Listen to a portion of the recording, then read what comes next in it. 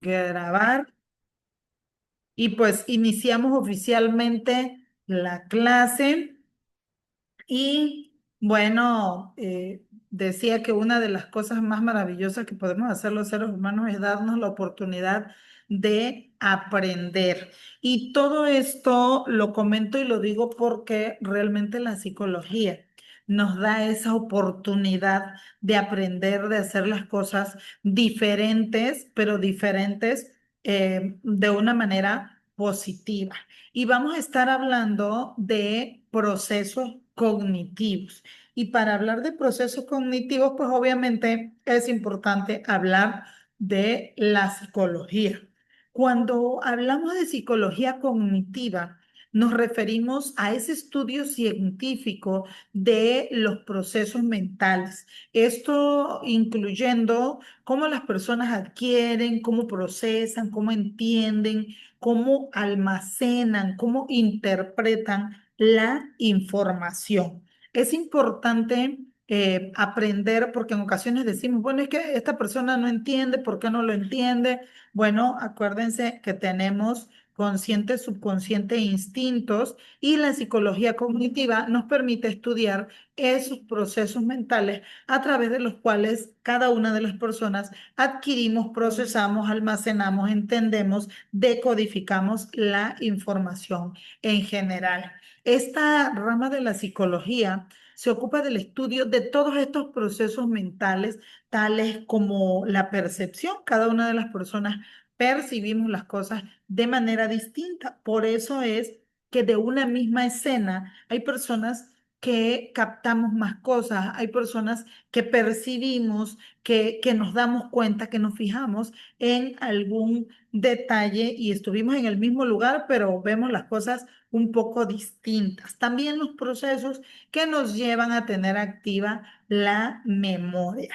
El hablar de pensamiento es un proceso mental, fíjense bien, quien cultiva sus pensamientos es como si cultivara un jardín. ¿Por qué? Porque los procesos de pensamiento provocan en nosotros circunstancias, atraen, provocan, crean y también, obviamente, a través de los pensamientos podemos incluso mejorar nuestra salud, empeorarla, somatizar, también la resolución de problemas a través de la psicología cognitiva.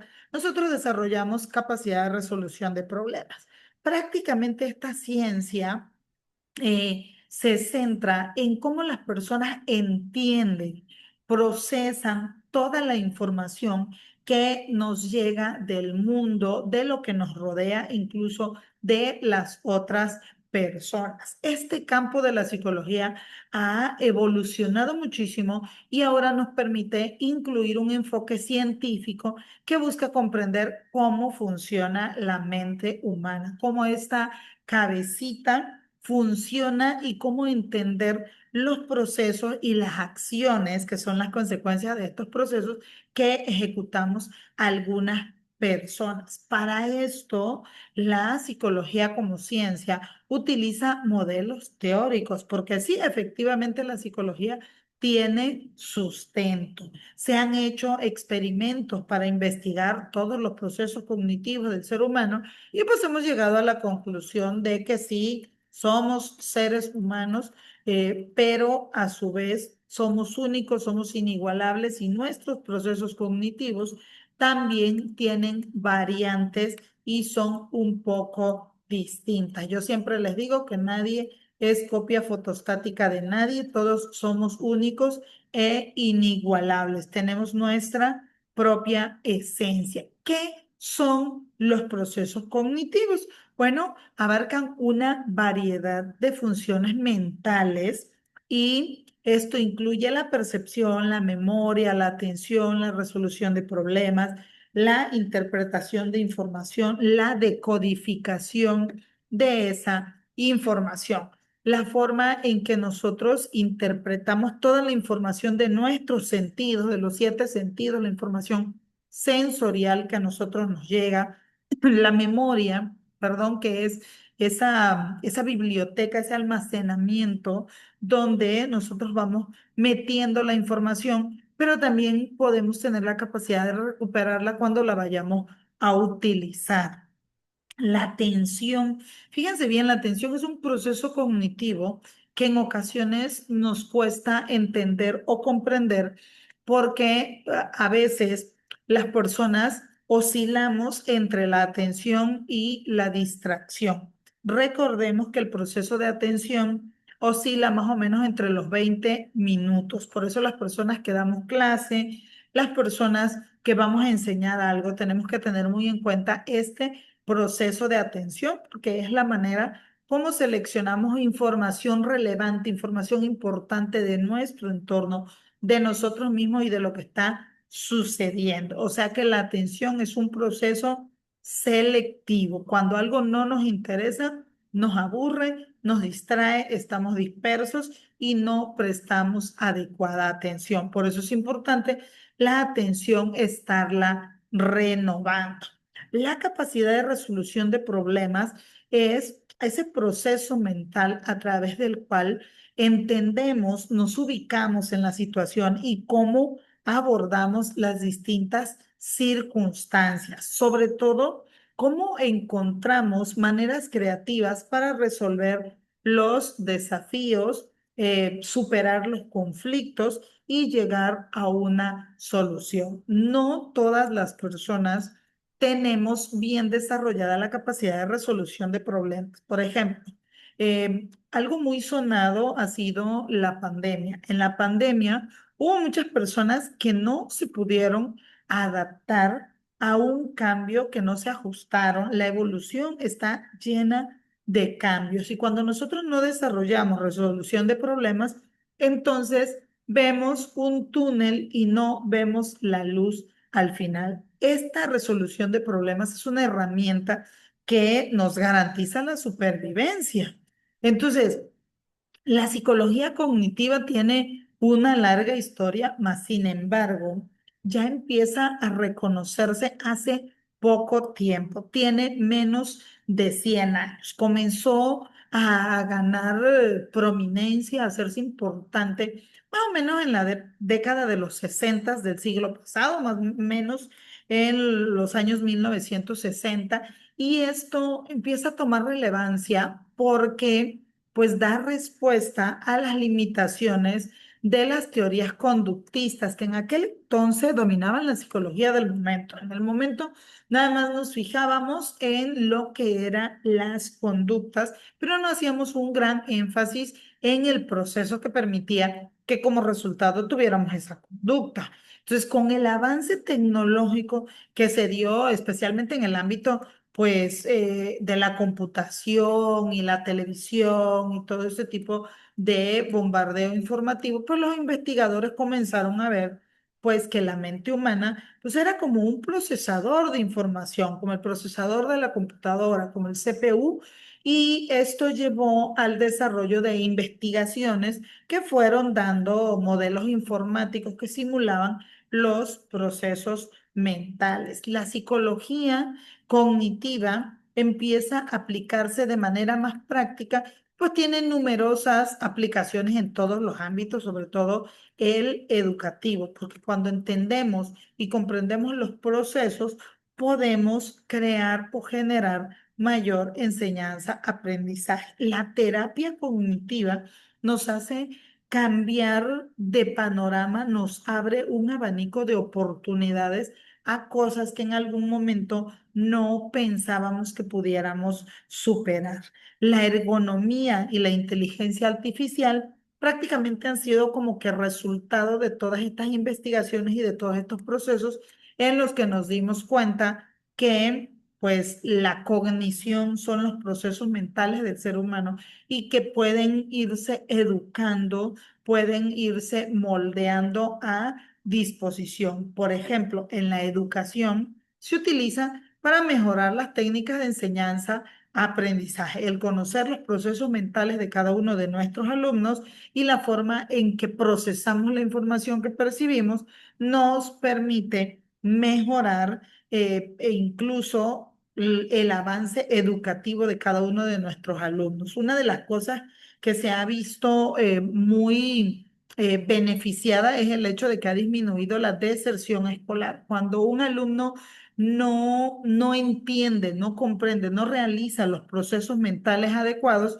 pues obviamente no tiene un avance, se siente mal, daña su autoestima. Bueno, es un constructo que al final de cuentas hace que el alumno decida desertar de la posibilidad de entender. Pero cuando nosotros entendemos cómo son los procesos mentales de cada alumno, entonces podemos a través de técnicas desarrollar las habilidades necesarias para que se lleve a cabo el proceso de enseñanza-aprendizaje. En la terapia cognitiva se aplica pues para ayudar a las personas sobre todo a cambiar patrones de pensamiento. Acuérdense que las situaciones disfuncionales, la mayoría de las veces las limitantes, los paradigmas, solo están en nuestra mente. Vamos a decirlo así que en resumen, la psicología cognitiva, pues es un campo fascinante que busca desentrañar los complejos procesos mentales que subyacen a nuestro comportamiento y a nuestras experiencias.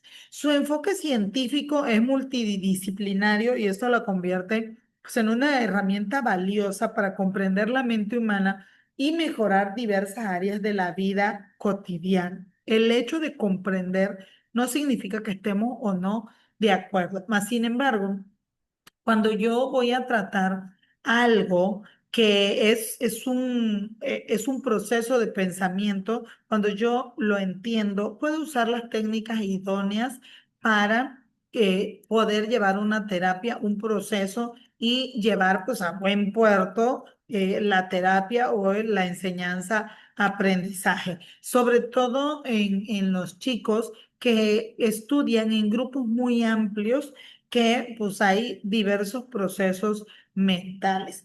La psicología cognitiva, les decía, pues se desarrolló como que a mediados del siglo XX, porque sí había estudios, sí había cosas, pero realmente su auge fue pues por la influencia de la filosofía de la mente. Recordemos que los años 60, 70 fueron de mucha expresión y con todo lo que tiene que ver con la televisión y la tecnología, pues obviamente hubo más avances. La lingüística, la neurociencia, la informática, prácticamente marcaron como que una ruptura de lo que nosotros pensábamos que nada más eran procesos de conductismo. Nos empezamos a dar cuenta que la mente tiene procesos y tiene muchísimo poder. Entonces, la psicología cognitiva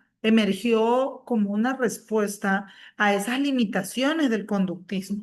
El conductismo era nada más ver el comportamiento y las conductas que hoy por hoy ya sabemos que están muy relacionadas con los procesos mentales. La conducta al final es un resultado, pero tiene un origen en procesos mentales. El conductismo dominaba, digamos, la psicología en la primera mitad del siglo XX, durante pues, los años 30, 40, cuando ya estaba en su auge la Segunda Guerra Mundial y bueno, que surgió una crisis psicológica posterior también a lo que era la guerra y todas las afectaciones que se llevaron en el mundo. Y bueno, esto llevó a la búsqueda de nuevos enfoques que pudieran abordar todos los procesos mentales, sobre todo los que no eran observables a través de la conducta.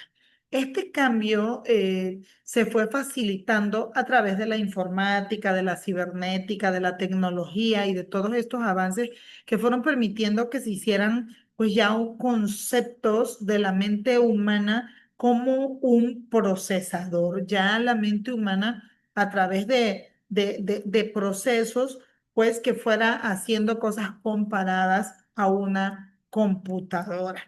La psicología cognitiva pues, ha tenido influencias clave, sobre todo de la filosofía de la mente. La filosofía de la mente nutre a la psicología cognitiva a través de las ideas filosóficas sobre la naturaleza del pensamiento, cómo es la percepción, cómo se realiza, explorando cómo los individuos también construyen su propia realidad a través de los procesos mentales. En ocasiones decimos, bueno, ¿cómo es posible que no se dé cuenta? Bueno, a través de la mente los individuos podemos construir una realidad a través de los procesos mentales y a través de esto también tomamos decisiones. Decimos que el amor es ciego, ¿no? Algo así, pero no es el amor el ciego es el enamorado y eso tiene que ver con la manera en que vamos construyendo una realidad a través de procesos mentales. Si yo me pongo como la canción de Gloria Trevi, que aunque me diga que la luna es de queso, yo le creo, entonces voy construyendo esa realidad y créanme, no se dan cuenta de lo demás. La lingüística es, vamos a hablar de la obra de Noam Chomsky, que es uno de los lingüistas, especialmente con su teoría gramática generativa. Eso nos fue creando a nosotros un concepto que influyó en la comprensión del lenguaje que afecta el pensamiento y afecta la cognición. Por eso es importante ser cuidadosos de la manera en que nos hablamos, en que le hablamos a los demás, porque las palabras tienen poder. El lenguaje afecta el pensamiento. Si tú empiezas a hacerle creer a una persona o a un niño que no puede, que está muy limitado, que es muy peligroso, que eso no, le vas afectando el pensamiento y a través de su pensamiento se lo cree, se apropia y su cognición se ve afectada a ello. Si nosotros empezamos a normalizar la violencia, pues se vuelve parte de lo que cognitivamente nosotros hacemos nuestro y entonces la violencia ya no nos molesta, lo vemos como algo normal, como algo que se permite. Entonces, es importante nosotros siempre tener en cuenta cómo nos hablamos a nosotros mismos, porque a veces somos muy bondadosos para hablarle a las otras personas y muy severos con nosotros. Entonces, mucho ojo ahí. La psicología cognitiva también se nutre mucho de la neurociencia. Cuando nosotros hablamos de psicología, la psicología no es un juego, no es nada más ir a platicar, es una ciencia, tiene sustento teórico y toda la situación de neurociencia cognitiva, pues es, digamos que la base biológica para entender todos los procesos mentales. La neurociencia permite a todos los psicólogos cognitivos investigar cómo el cerebro procesa la información en determinada circunstancia. Fíjense bien, la investigación en inteligencia artificial nutre mucho la psicología cognitiva a través de los modelos computacionales y a través de todo el desarrollo fundamental de todas estas teorías que nos permiten llegar a una cognición, permite a los investigadores simular el proceso de la mente humana a través de ordenadores y entender de una manera más efectiva este proceso. Y bueno, hay muchísimas teorías y autores de psicología cognitiva. Hoy vamos a hablar de los más importantes. Perdón si no menciono adecuadamente, pero bueno, ahí van sus nombres. Hermann Ebbinghaus, conocido por sus estudios sobre la memoria, pero sobre todo sus estudios sobre esos eventos de olvido, sus experimentos sentaron las bases para la investigación cognitiva. Nos habíamos centrado antes de esto solamente en la memoria, en lo que sí había, pero en esos espacios en los que se olvidaban cosas no habíamos hecho énfasis. A través de Hermann nos damos cuenta de que también el olvido es un proceso mental. Jean Piaget, con su teoría del desarrollo cognitivo, destacó cómo los niños van construyendo su conocimiento a través de la interacción con su entorno, influyendo en la psicología educativa y también en cómo viven la vida después en la adultez. Lev Vygotsky nos enseña que el papel del contexto social en el aprendizaje es muy importante. Él introduce conceptos como la zona de desarrollo próximo y toda esta influencia que tiene el ambiente, la cultura, las otras personas en el constructo que nosotros hacemos de cada una de las cosas. Por eso es que en las sociedades polígamas, pues la poligamia se ve como algo normal. Y en las sociedades que nada más es una persona monógamas, entonces estas no lo normalizan. Tiene que ver con esa influencia de cómo vamos aprendiendo nuestra realidad a través del ambiente. Neisser es considerado, digamos, el padre de la psicología cognitiva moderna. Él tiene un libro que lo lanza en 1967 que pues se llama Cognitive Psychology. Entonces, en este establece como que ya las bases para entender la psicología como una disciplina. Y bueno, hay un evento clave en la historia de la psicología cognitiva que fue el seminario sobre la teoría de la información, este celebrado un 11 de septiembre de 1956. Este reunió figuras prominentes como Miller, Chomsky, entre otros investigadores. Este seminario es considerado el punto de partida formal de la psicología cognitiva. A partir de ese momento se empezó ya a tomar la psicología cognitiva como ciencia, como disciplina y bueno, podemos decir que en conclusión la psicología cognitiva ha evolucionado a partir de un enriquecimiento a través de otras disciplinas, de otras teorías y al final de cuentas ha establecido un enfoque que prioriza el estudio de los procesos mentales y su impacto en el comportamiento del ser humano. La psicología introspectiva también es una corriente de la psicología cognitiva.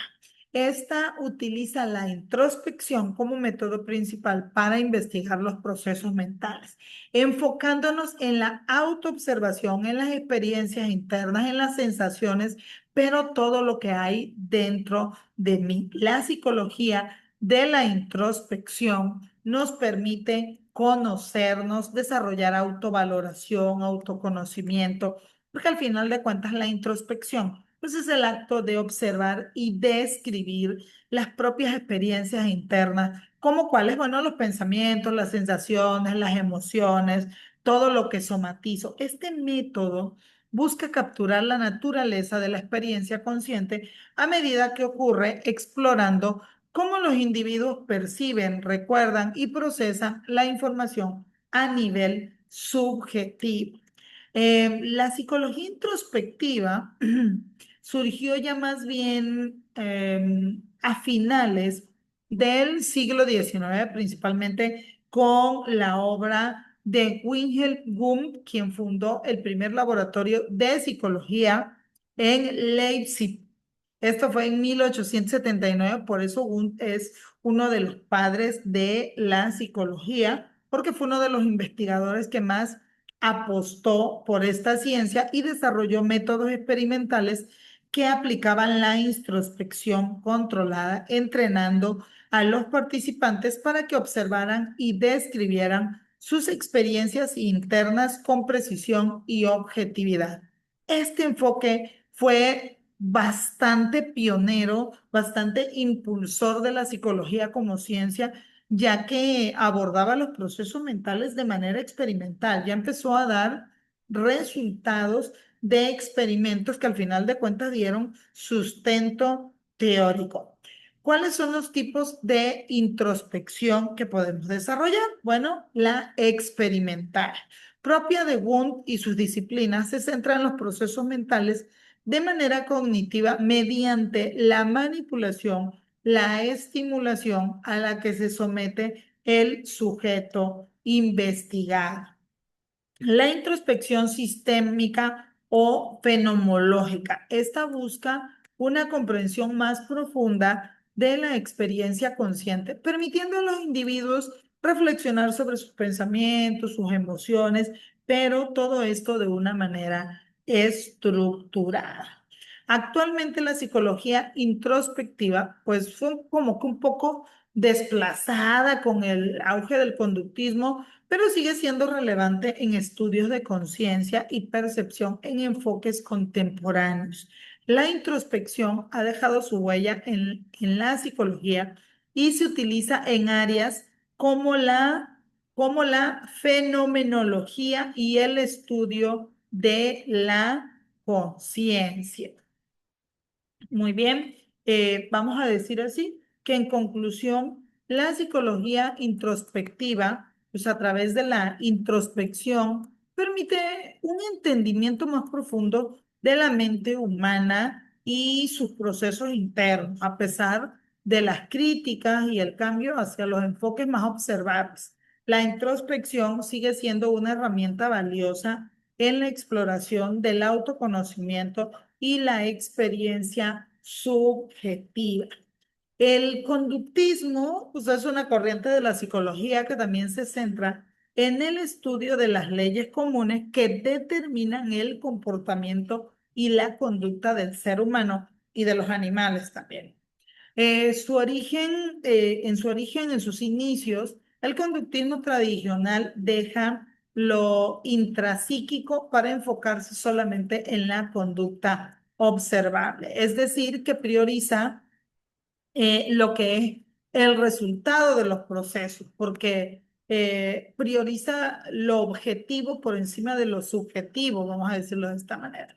Esto opone al conductismo a planteamientos previos como los psicodinámicos, los fenomenológicos y de hecho desde la perspectiva conductista, aquello que solemos entender como mente o como vida mental, pues es tan solo una abstracción de lo que realmente debería estudiar la psicología, o sea, los vínculos entre los estímulos y las respuestas en contextos determinados. Es más, no son pocos los conductistas que ven el concepto de lo mental como algo tal vez hasta un poco innecesario por plantear más preguntas de las que responde, según algunos conductistas.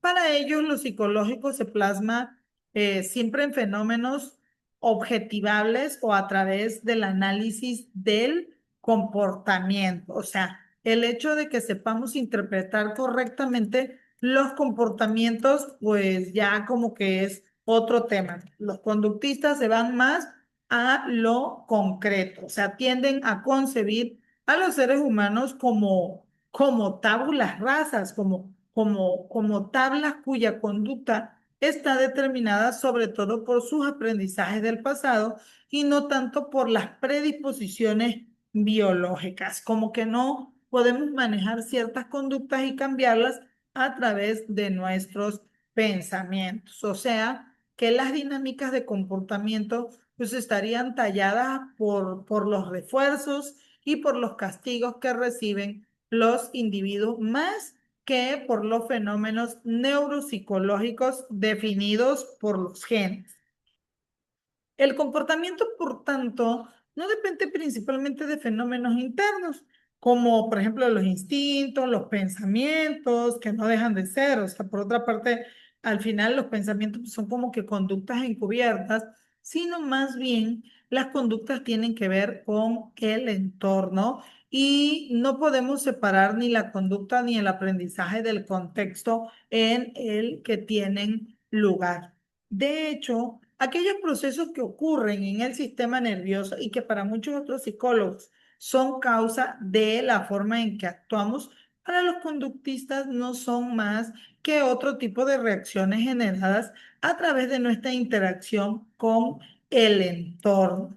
Y fíjense bien, el conductismo ha tenido muchísimos experimentos, sobre todo con animales. Al final de cuentas, este desinterés por tener en cuenta la influencia de los genes explica en parte por qué muchos conductistas intentan entender al ser humano a través del estudio de los animales y viceversa. Pues esto es porque para ello las reglas que definen el funcionamiento de la conducta obedecen a la misma lógica en los seres vivos en general, o al menos en aquellos capaces de aprender mediante la experiencia. Algo que queda reflejado, estas famosas cajas de Skinner, en las que suele exponerse a animales de laboratorio a sistemas de refuerzo en un ambiente muy controlado. El concepto de enfermedad mental es visto por los conductistas a menudo como vinculado al mundo de la psiquiatría, no de la psicología, por su utilización del método experimental para obtener conocimiento. Pero esta asociación al final de cuentas ha resultado no acertada, ya que en muchos aspectos algunos conductistas se diferencian claramente de los psiquiatras. Una de estas diferencias es la oposición del conductismo al concepto de enfermedad mental. Desde la psicología, y desde la filosofía, que también aplicamos a la psicología, pues no pueden existir conductas patológicas, ya que estas son juzgadas siempre según la adecuación a su contexto, mientras que las enfermedades deben de tener causas biológicas relativamente bien aisladas y conocidas. Los conductistas señalan que no hay suficiente evidencia a favor de la existencia de estos biomarcadores en el caso de los trastornos mentales. Por consiguiente, se opone a la idea de que el tratamiento de problemas como las fobias debe centrarse en psicofármacos. Y bueno, hay conceptos básicos que debemos de aprender del conductismo. ¿Qué cosa es el estímulo? Este término se refiere a cualquier señal, información o evento que produce una reacción respuesta de un organismo. La respuesta es cualquier conducta de un organismo que surge como reacción a un estímulo, o sea que van vinculadas o entrelazadas. El condicionamiento es un tipo de aprendizaje derivado de la asociación entre estímulos y respuestas. El refuerzo es cualquier consecuencia de una conducta que aumenta la probabilidad de que vuelva a darse, ¿sí? El castigo, pues, es el opuesto al refuerzo, es la consecuencia de una conducta que causa incomodidad y esta incomodidad hace que la conducta disminuya o que la probabilidad de que vuelva a darse se disminuya. Y bueno, hablábamos de Wundt porque Wilhelm Wundt es como que el padre de la psicología, sobre todo la psicología experimental, porque pues sentó las bases de lo que al final de cuentas acabaría siendo pues el conductismo, porque creó el primer laboratorio de psicología científica. Antes de todo esto no teníamos como que mucho sustento teórico ni el auge suficiente para tener investigaciones que nos permitieran darle ese sustento. Él utilizó la forma sistemática, la estadística y el método experimental para extraer reglas generales sobre el funcionamiento de los procesos mentales y la naturaleza de las conciencias. Los métodos de Wundt dependían en gran medida de la introspección y autoobservación, técnica en la que los sujetos experimentales proporcionan datos sobre su propia experiencia. Y bueno, Watson es, pues no sé si el padre de la psicología del conductismo, pero uno de los más importantes. John Brandus Watson criticó el uso de las metodologías de Wundt y de sus seguidores y empezó a través de sus experiencias a crear nuevas teorías. En 1913, pues prácticamente se considera el nacimiento del conductismo como tal, porque En ese año Watson afirmó para ser verdaderamente científica, la psicología debería centrarse en la conducta manifiesta en lugar de los estados mentales, estados de ánimo y conceptos como la conciencia o mente que no podían ser analizados de forma objetiva. Watson también rechazaba la concepción dualista que separa el cuerpo y la mente o el alma y planeaba que la conducta de las personas y la de los animales debía de ser estudiada del mismo modo, ya que si dejaba de lado el método introspectivo, no había una diferencia real entre hombre y animal. En un controvertido experimento, Watson y su ayudante Reiner consiguieron provocar una fobia a las ratas, o sea, a un bebé. Consiguieron que el bebé de 9 meses, llamado el pequeño Albert, tuviera fobia a las ratas. Para ello, emparejaron la presencia de la rata con sonidos fuertes. El caso del pequeño Albert demostró que la conducta humana no solo es predecible, sino también modificable.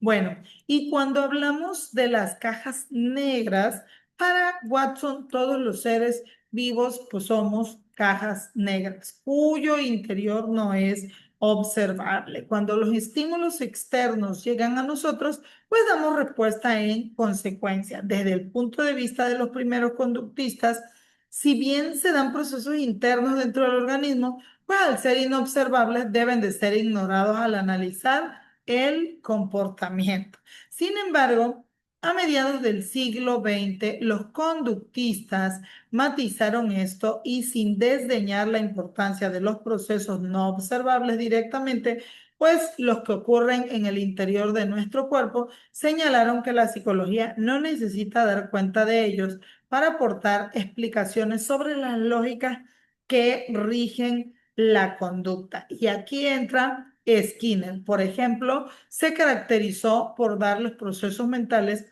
exactamente el mismo estatus que la conducta observable y por concebir el pensamiento como conducta verbal. De este autor, pues vamos a ir hablando más adelante, más sin embargo, algunos neoconductistas como Clark Hull y Edward Tolman sí incluyeron procesos intermedios o variables intervinientes en sus modelos. Hull incluía el impulso o motivación interna y el hábito, mientras que Tolman afirmaba que construimos representaciones mentales de espacios como mapas cognitivos. Watson y el conductismo en general fueron influidos de forma clave por autores como Ivan Pavlov y Edward Thorndike. Ellos tuvieron mucha influencia en esto y al final de cuentas, pues vamos a entender por qué el condicionamiento clásico que fue pues impulsado por el filósofo ruso Iván Petrovich Pavlov. Este se dio cuenta mientras realizaba algunos experimentos sobre secreción de saliva en perros, de que los animales salivaban de forma anticipada cuando veían u olían la comida. E incluso simplemente cuando se acercaban los encargados de darles de comer, asociándolos con la comida. Posteriormente consiguió que salivaran al oír el sonido de un metrónomo, de una campana, de un timbre y de una luz para asociar estos estímulos con la presencia de comida. A partir de estos estudios, Pavlov descubrió el llamado condicionamiento clásico, un concepto fundamental dentro del conductismo, gracias al cual se desarrollan las primeras intervenciones basadas en las técnicas de modificación de la conducta en seres humanos. Ahora bien, para entender cómo funciona el condicionamiento clásico, primero hay que saber con qué estímulos se trabaja con él. El estímulo incondicionado es el que no requiere aprendizaje para provocar una respuesta. Provoca una respuesta incondicionada y en el caso de los perros, pues la comida causa salivación de forma espontánea si se empareja repetidamente al estímulo incondicionado. En este caso sería la comida, con un estímulo neutro, como por ejemplo puede ser el sonido de la campana.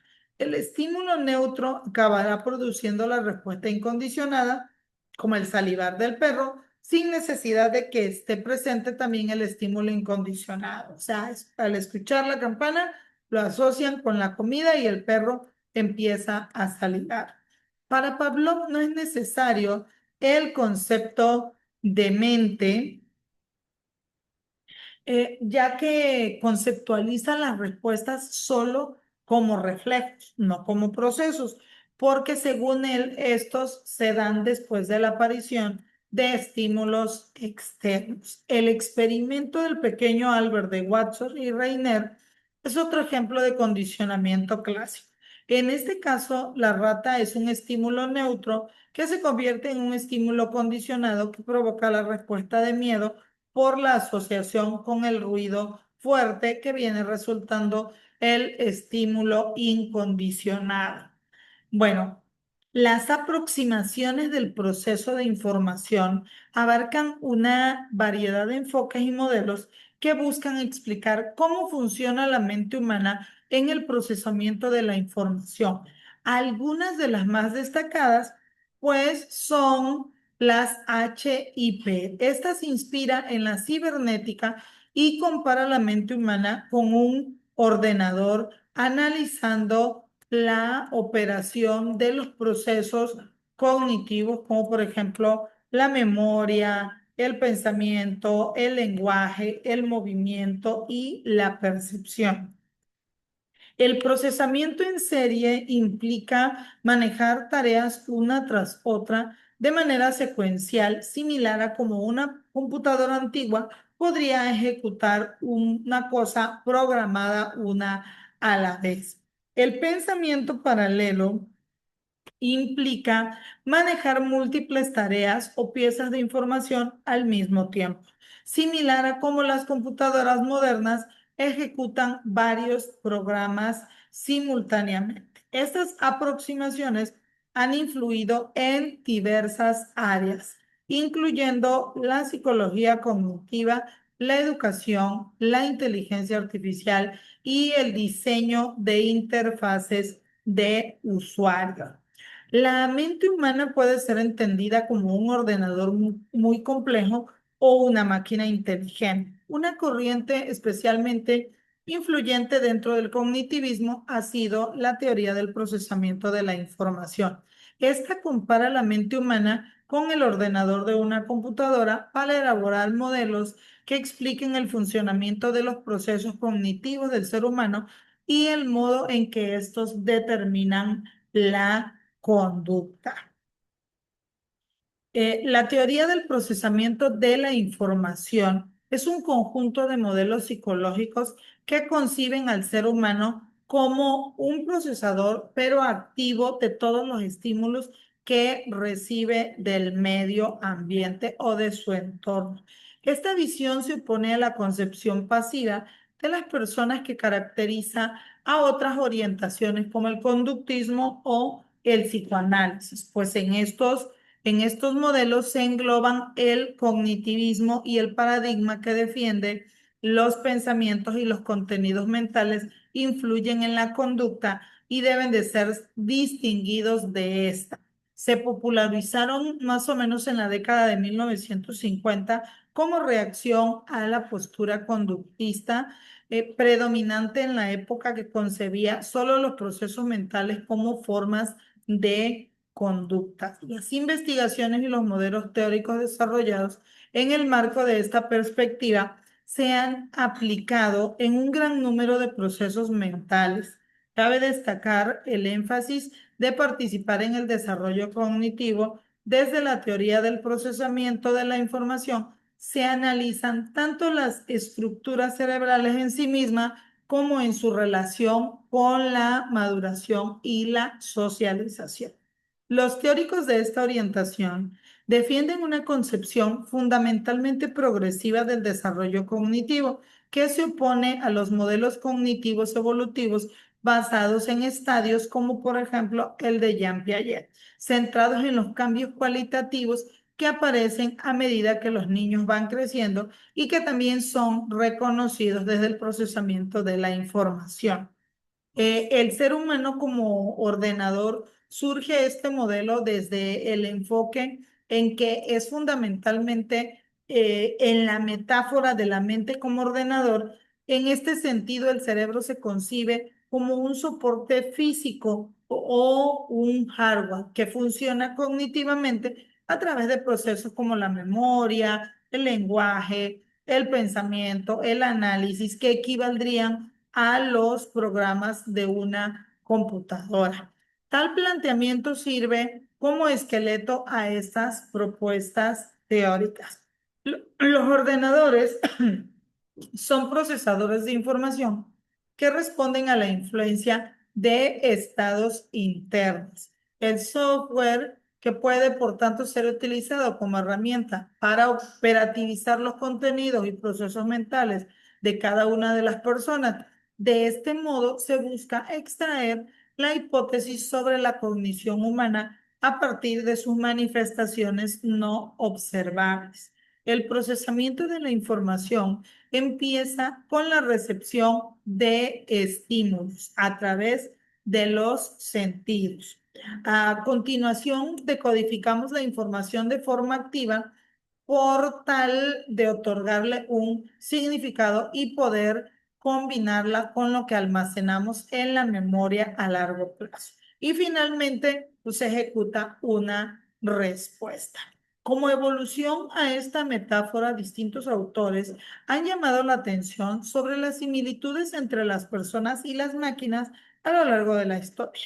Las ideas de Thomas Hobbes, por ejemplo, manifiestan una visión de las personas como animales máquina, que recogieron también el padre del conductismo, John Watson, y otros representantes de esta orientación, como Clark Hull. Alan Turing, matemático y científico de la computación, publicó en 1950 el artículo Maquinaria computacional e inteligencia, en el que describió lo que posteriormente se conocería como inteligencia artificial. Su obra tuvo una gran influencia en el ámbito de la psicología científica, favoreciendo la aparición de modelos basados en la metáfora del ordenador. Las propuestas psicológicas de tipo computacional nunca llegaron a ser hegemónicas en sí mismas, no obstante, dieron paso a la revolución cognitiva, que fue más bien una progresión natural desde el conductismo mediacional estadounidense, con el cual los procesos mentales ya habían sido añadidos a los planteamientos básicos de la tradición conductista. A continuación vamos a ir hablando de forma sintética de cuatro de los modelos más influyentes surgidos en el marco de la teoría del procesamiento de la información.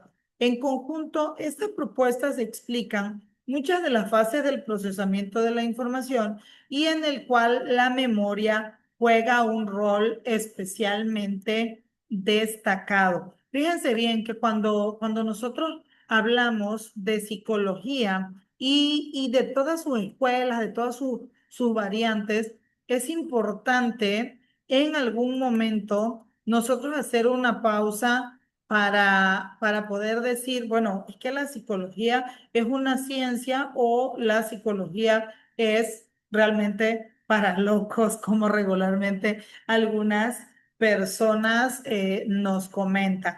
Y bueno, es importante nosotros ver que hay conjunto de propuestas de muchas fases de los procesamientos de la mente y en este caso de la información, en el cual la memoria juega un rol especialmente destacado. El modelo multialmacén de Atkinson y Schifrin, bueno, propusieron que dividía la memoria en tres componentes: programa desde la metáfora de un ordenador, el registro sensorial que permite la entrada de información, un almacén de corta duración que pasaría a conocerse como memoria a corto plazo y otro de larga duración que se conoce hoy por hoy como memoria a largo plazo. Los niveles de procedimiento de Craig y Lockhart, bueno, después más o menos de 1972, añadieron al modelo multialmacén la idea de que la información puede ser procesada en grados crecientes de profundidad en función de si solo la percibimos o además le prestamos atención, la categorización o si le otorgamos un significado. El procesamiento profundo opuesto al superficial favorece el aprendizaje. El modelo conexionista de Rumelhart y McClellan. Estos autores, más o menos en 1986, publicaron procesamiento distribuido en paralelo, investigaciones sobre la microestructura de la cognición, que sigue siendo un libro muy recomendado.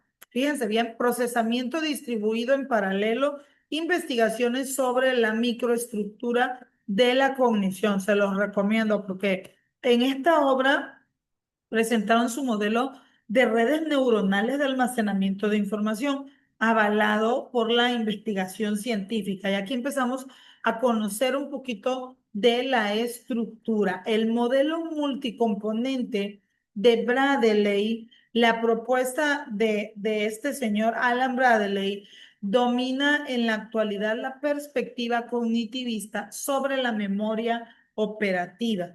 Bradley describe un sistema ejecutivo central que supervisa todo lo obtenido a través del lenguaje receptivo. Esto puede ser a través de las imágenes, de la lectoescritura, de la escucha y bueno, de todo lo que es el buffer episódico que equivale a la memoria a corto plazo.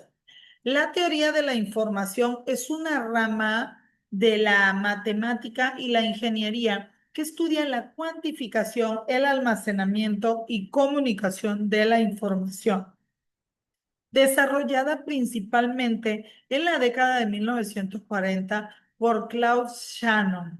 Esta teoría de la información, también conocida como matemática de la comunicación, fue propuesta por Shannon y Warren Wade en prácticamente ya 1948. Esta teoría se centra cómo medir y transmitir la información de manera eficiente a través de los canales de comunicación. Se basa en principios de la teoría de la probabilidad y se ocupa de aspectos como la comprensión de datos, la codificación y la capacidad de los canales de información. Hablemos de sus principios fundamentales. La entropía es una medida de la incertidumbre o la cantidad de información que contiene un mensaje.